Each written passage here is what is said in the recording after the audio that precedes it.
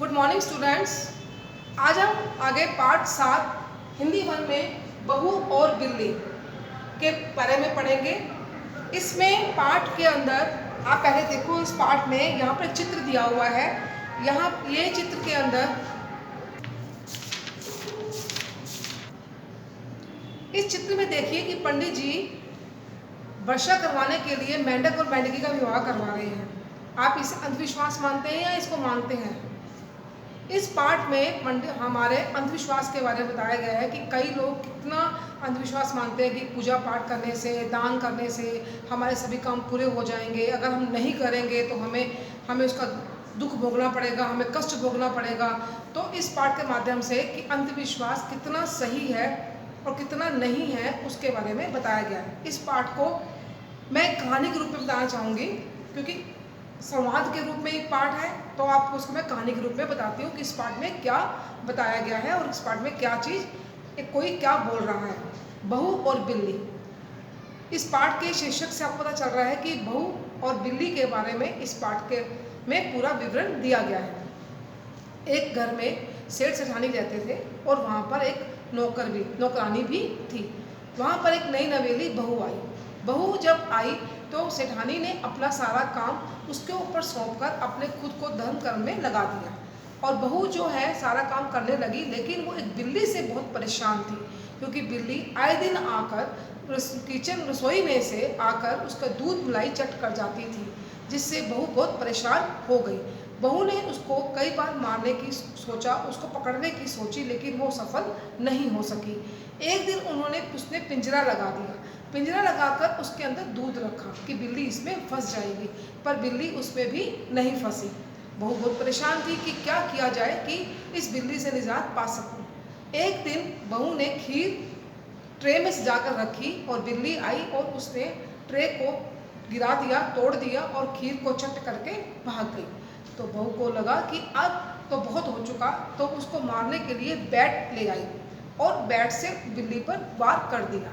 बिल्ली जो है वहीं पर निढाल हो गई। नौकरानी भागती हुई सेठानी के पास गई और बोली कि बहू ने बिल्ली को मार दिया। सेठानी बहुत अंधविश्वासी थी। उसने कहा कि बिल्ली को मारना यानी कि आदमी को मारने के बराबर है, यानी कि मनुष्य को मारना और बिल्ली को मारना एक समान है।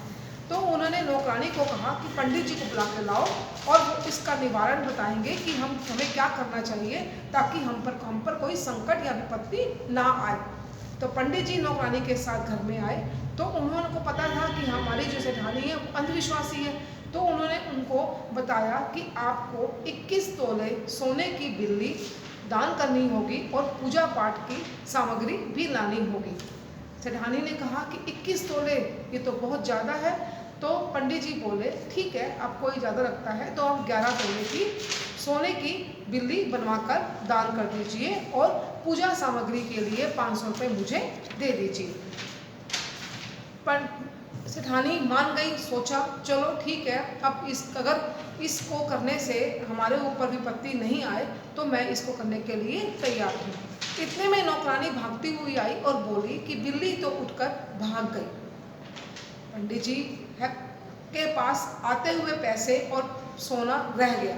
सेठानी बोली अरे ये तो अच्छा हुआ, और उसने कुछ भी आगे दान वगैरह नहीं किया और पंडित जी हाथ मलते हुए चले गए। इस पाठ के माध्यम से हमें ये पता चलता है कि अंधविश्वास करना सही नहीं है, क्योंकि देखो पंडित ने कहा कि बिल्ली तो मर चुकी है, आप उसके लिए ये उपाय करो, जबकि बिल्ली नहीं मरी थी और बिल्ली वहाँ से चली गई। इसका माइंड मैप देखिए। इस माइंड मैप में नंबर 1 पे दिया हुआ है कि सेठानी की नई बहू से सभी प्यार करते थे, केवल पालतू बिल्ली नहीं। वह रसोई घर से दूध मलाई खा जाती थी। नंबर 2, एक दिन बहू ने बिल्ली को बैट से मारा, बिल्ली गिर पड़ी। नंबर 3, बिल्ली के मरने से सभी बहुत दुखी हुए, पर पंडित जी को पैसे हटने और माल कमाने का ये सुनहरा मौका लगा कि मैं अब पैसा कमाऊंगा और मैं यहाँ से सोना भी ले जाऊंगा और पैसे भी ले जाऊंगा। परंतु क्या हुआ, बिल्ली तो उठकर भाग गई और पंडित जी के पास पैसा आते आते रह गया।